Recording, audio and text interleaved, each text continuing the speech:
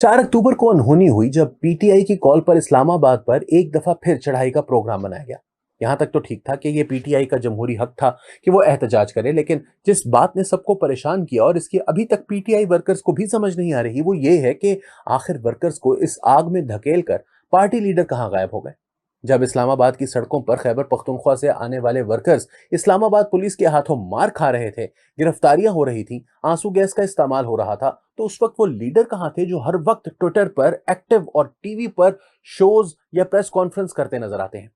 Workers को तो बुला लिया, लेकिन जब एक्शन शुरू हुआ तो पता चला कि वो लीडर तो आए ही नहीं जिन्हें इनकलाब लाना था।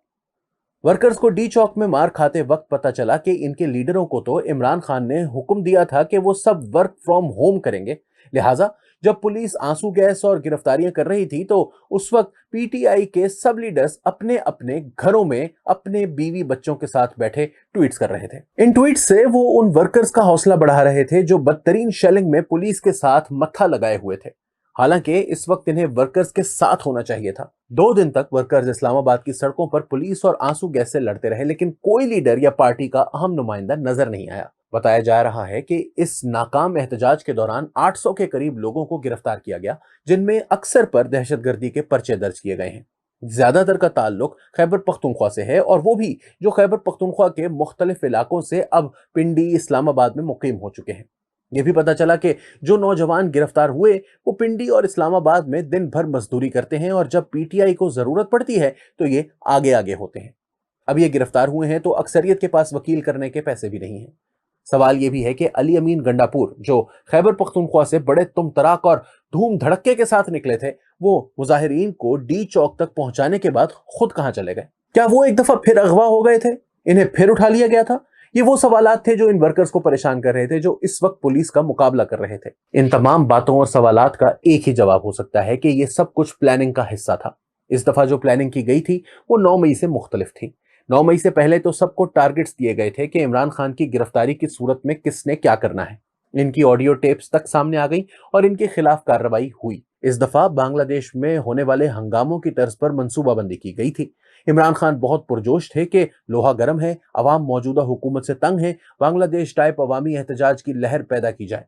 अली अमीन गंडापुर चूंकि वजीर आला हैं, लिहाजा इन्हें वफाकी हुकूमत नहीं रोक सकेगी। वो अपने साथ तगड़ा हुजूम लाकर डी चौक बिठा देंगे और खुद गायब हो जाएंगे। इस दफा पॉलिसी नहीं होगी, कोई पार्टी लीडर इस हुजूम के साथ लीड करने के लिए मौजूद नहीं होगा।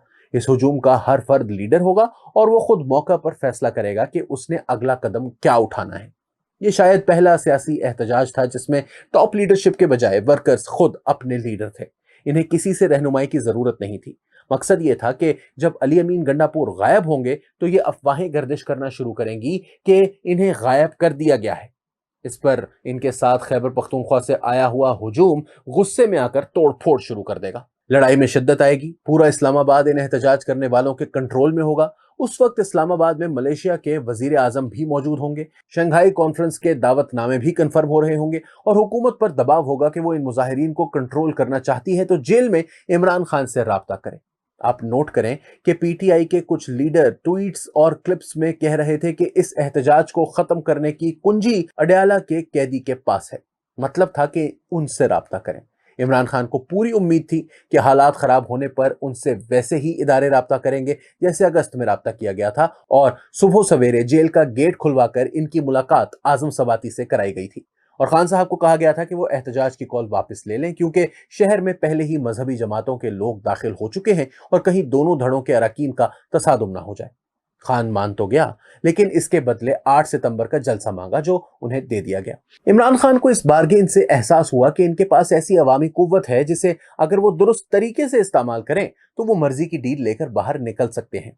बांग्लादेश तर्ज पर यह मंसूबा बना कि जैसे वहां तालिबे इल्मों ने खुद ही तहरीक चलाई, जाने दी, वैसे ही तहरीक इंसाफ के वर्कर्स भी चला सकते हैं।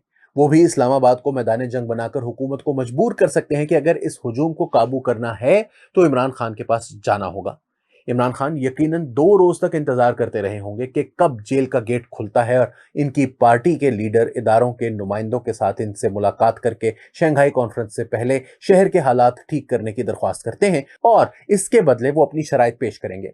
यकीनन वो सख्त मायूस हुए होंगे कि इनका प्लान कामयाब नहीं हुआ। उल्टा पीटीआई के वर्कर्स ने अपने लीडरों से पहली दफा धोखा खाया। वर्कर्स इस बात को हजम नहीं कर पा रहे कि इन्हें अकेले क्यों पुलिस के हाथों में दे दिया गया था।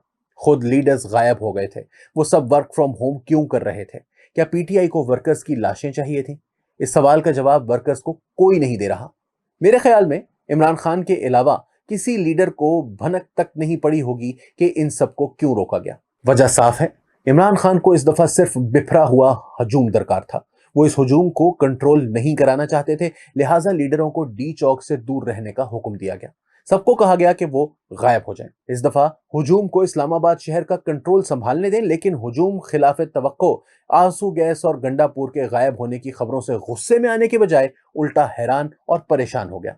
हुजूम में लोग इतने नहीं थे जितनी खान को उम्मीद थी। जो लोग ये समझना चाहते हैं कि जब हुजूम बिखरा हुआ हो तो वो क्या कयामत ढाता है, तो वो किसी वक्त शेक्सपियर के जूलियस सीजर ड्रामे में मार्क एंटनी की सीजर की लाश पर की गई तकरीर के बाद रोमन हुजूम को देख ले, जिसने जज्बात में पूरे शहर को आग लगाना शुरू कर दी थी। शायद खान के जहन में भी इससे मिलता जुलता कोई मंसूबा था, इसलिए पार्टी लीडरों को घर बिठा दिया गया था। हालात बिगड़ने पर खान को उम्मीद थी कि जेल में इनसे पहले की तरह राब्ता